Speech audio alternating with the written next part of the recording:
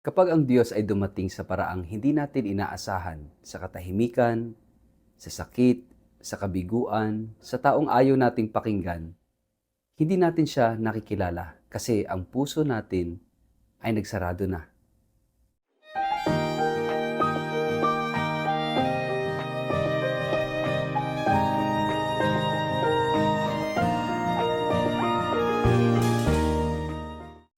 Ang mabuting balita ng Panginoon ayon kay San Lucas.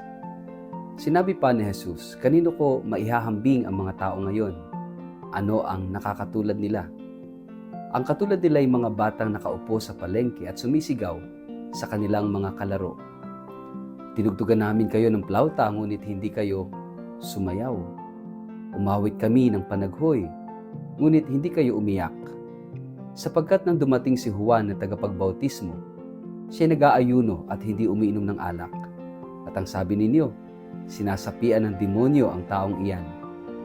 Nang dumating naman ang anak ng tao, siya'y kumakain at umiinom.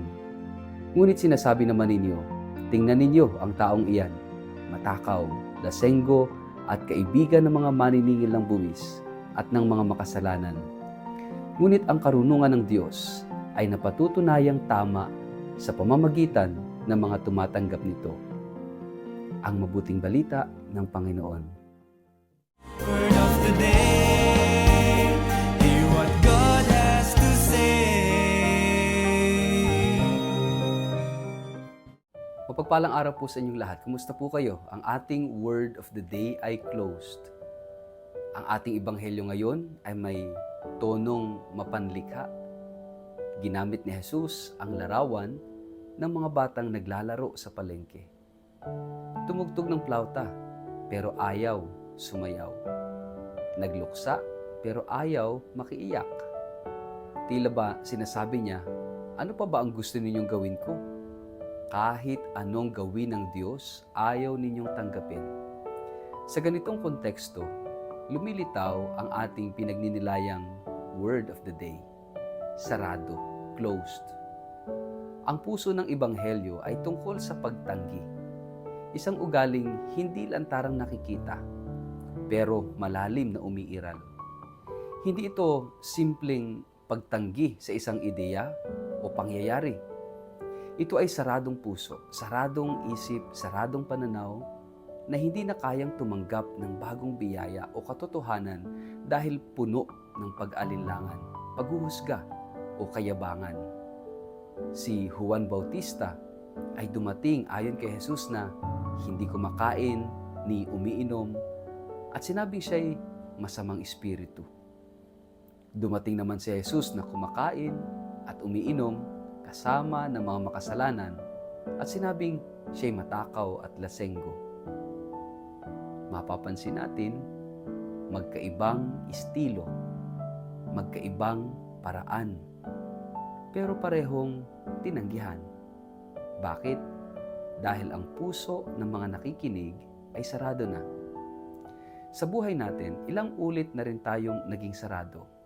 Kapag may taong nagbigay ng opinyon na salungat sa atin, hindi na natin pinakikinggan. Kapag may panibagong pananaw na lumilitaw, agad nating tinatanggihan. Kapag ang Diyos ay dumating sa paraang hindi natin inaasahan, sa katahimikan, sa sakit, sa kabiguan, sa taong ayaw nating pakinggan, hindi natin siya nakikilala.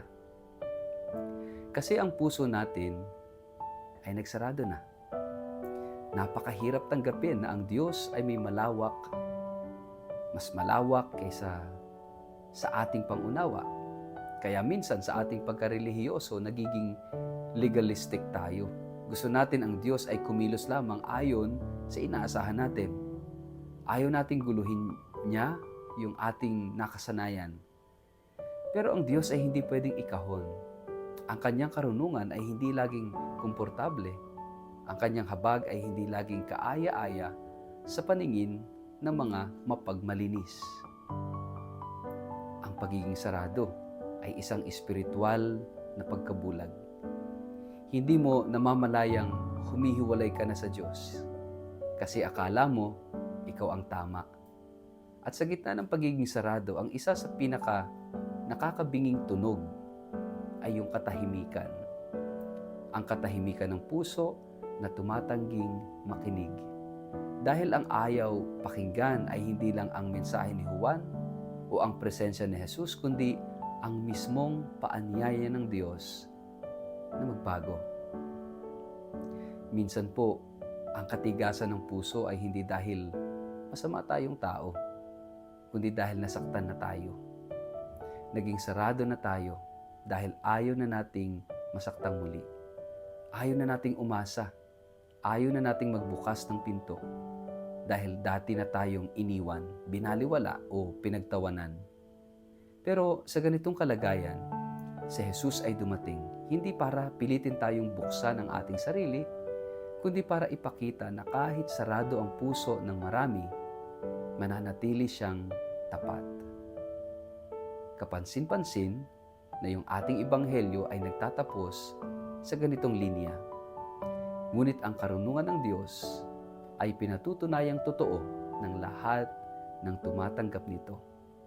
Ibig sabihin, ang grasya ng Diyos ay hindi nawawala kahit marami ang tumatanggi. Ang katotohanan ng Diyos ay nananatili kahit maraming puso ang sarado. At kung isa tayo sa iilang handang magbukas, makakaranas tayo ng isang uri ng karunungan na hindi kayang unawain ng mundo. Ang karunungan ng pag-ibig. Kaya't ngayong araw, tanungin natin ang ating sarili. Sarado ba ang puso natin sa Diyos? Sarado ba tayo sa mga taong ginagamit niya upang baguhin tayo?